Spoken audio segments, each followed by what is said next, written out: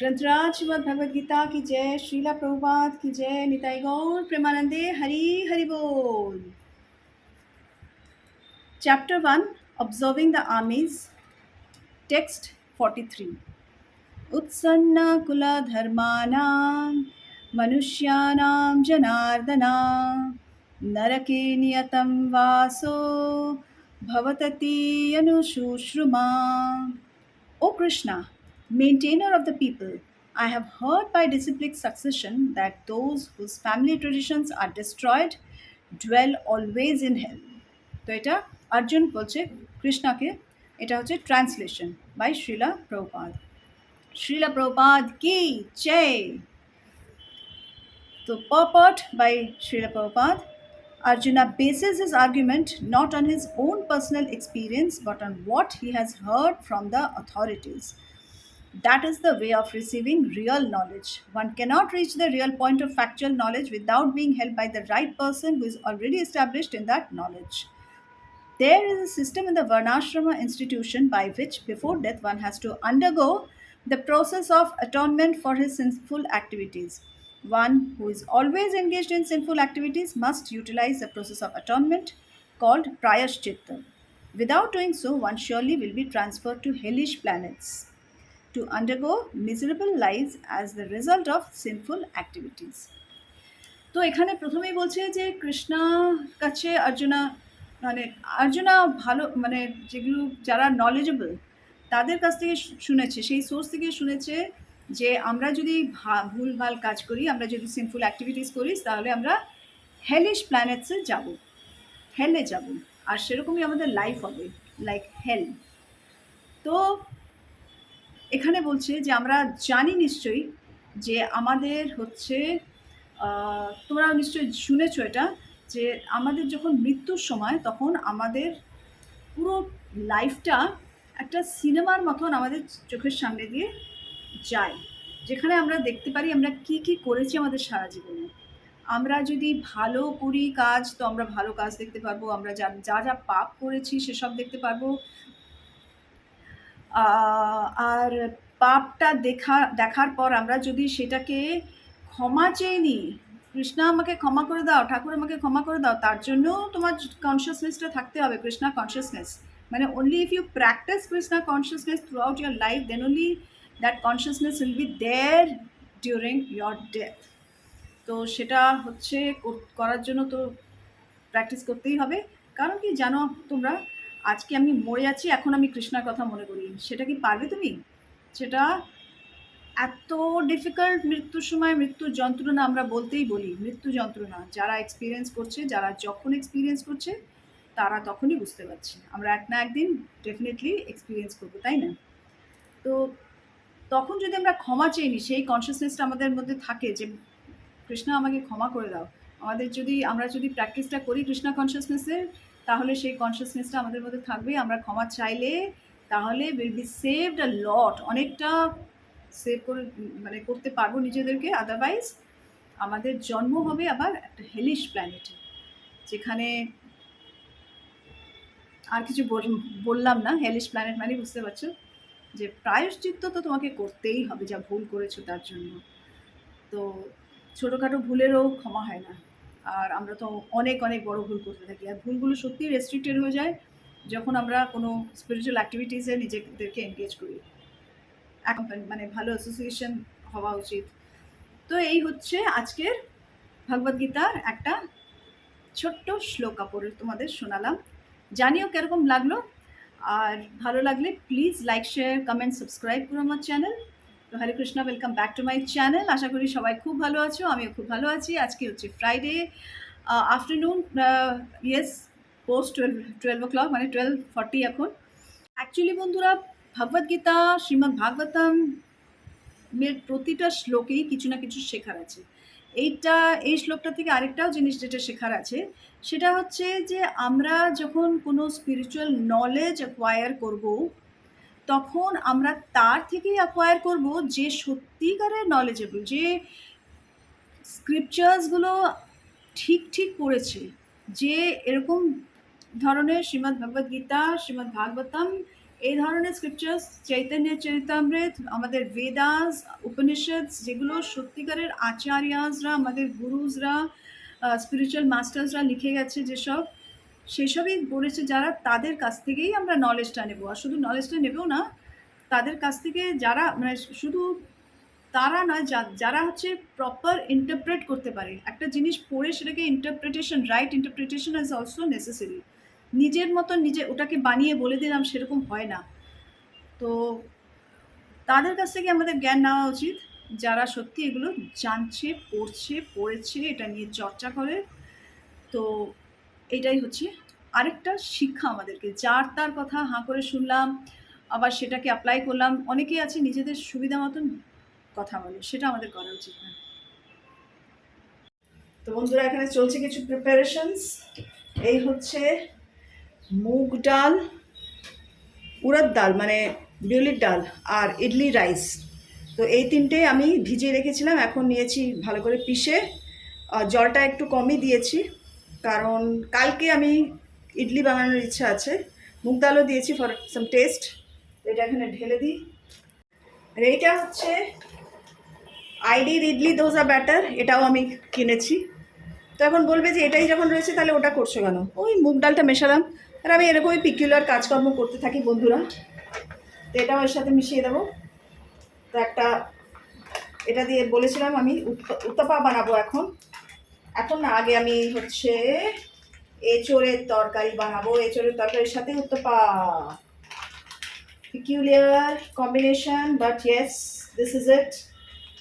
খারাপ তো হবে না কিছু।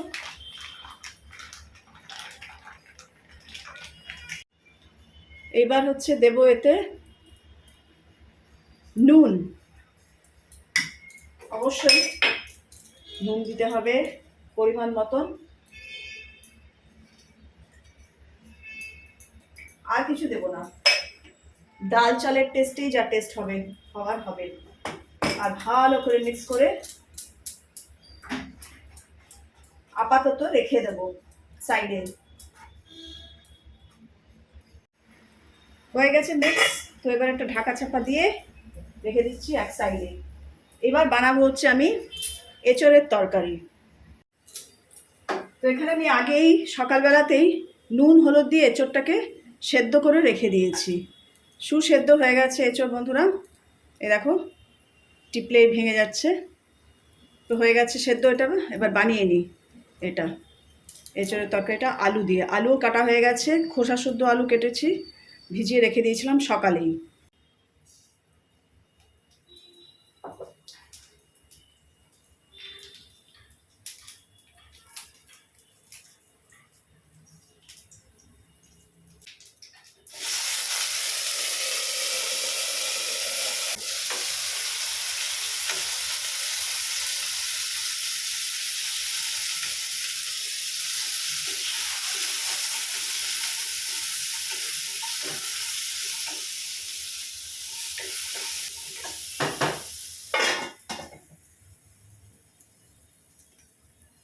এবার এরকম একটা পেস্ট আমি বানিয়ে নিয়েছি।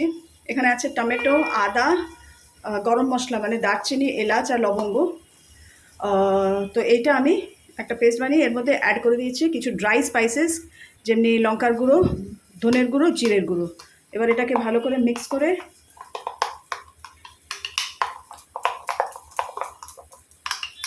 এটা আমি দিয়ে দিচ্ছি।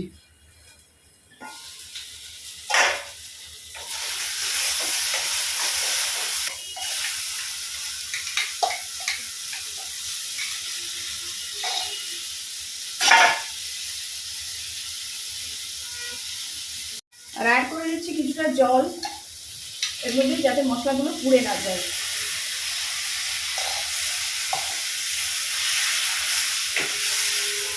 একই সাথে আমি অ্যাড করে দিচ্ছি নুন।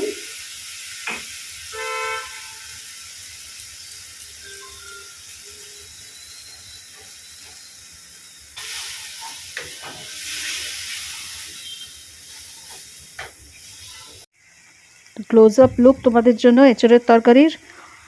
এর মধ্যে শুধু আলুটাই এখনও দিয়েছি, দিয়ে কষছিলাম আর কি। তারপরে এখনই এঁচোড়টা আমি ঢেলে দেবো এর মধ্যে, সেদ্ধ এঁচোড়টা যেটা আগে করে রেখেছিলাম নুন হলুদ দিয়ে। এটা দিয়ে ভালো করে নাড়াচাড়া কষা জানোই তো, ভালো মতন কষে ঢাকা চাপা দিয়ে কষতে হবে। করতে করতে হয়ে গেছে অলমোস্ট রেডি। তার মধ্যে দিয়ে দিচ্ছি একটু জল, কারণ একটু বেশি ড্রাই হয়ে গেছিলো। আর দিচ্ছি আমি ওতে ঘি আর একটু মিষ্টি। জানোই টেস্ট ব্যালেন্স করতে আমরা বাঙালিরা তো দিই মিষ্টি, নন বেঙ্গলিরা বা অনেক বাঙালি আছে যারা দেয় না, যারা অবাক হয়ে যায় যে সব খাবারেই মিষ্টি।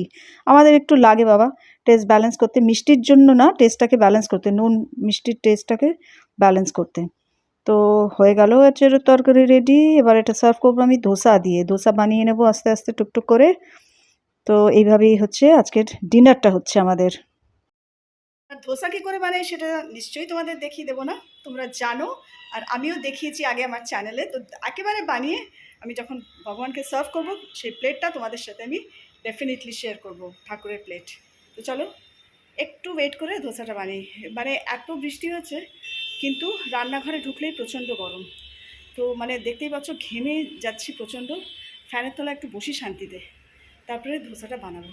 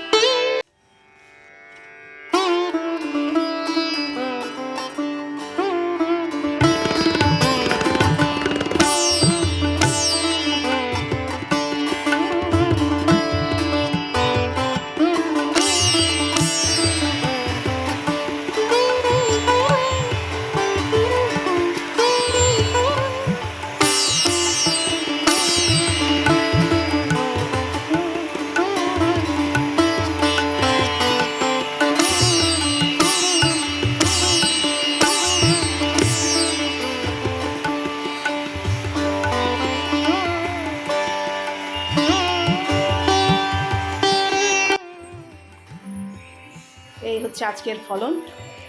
3খানা কুমড়ো ফুল, কারি পাতা নিয়ে এলাম তুলে, আর ভিজে গেলাম।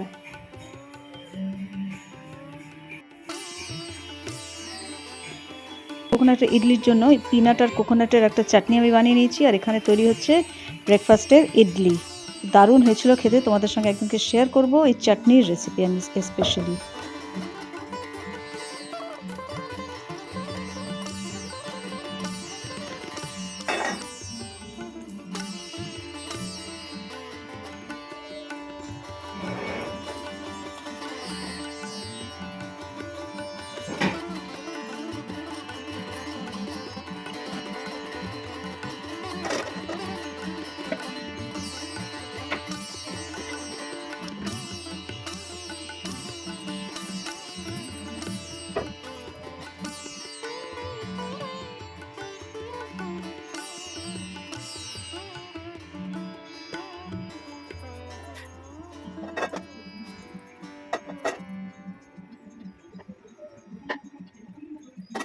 আর ফটাফট বেড়ে যাওয়ার পালা এখন। বন্ধুরা আমি ভীষণ ভালোবাসি সাউথ ইন্ডিয়ান খাবার খেতে, any time any day irrespective of any condition.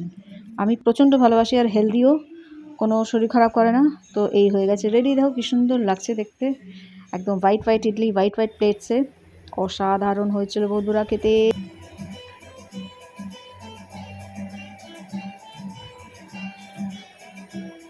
বন্ধুরা আজকের ব্লগ আমি এখানে এন্ড করছি। যদি ভালো লাগে তো please like, share, comment, subscribe করো আমার চ্যানেল। ভালো থেকো সবাই, সবাইকে ভালো রেখো।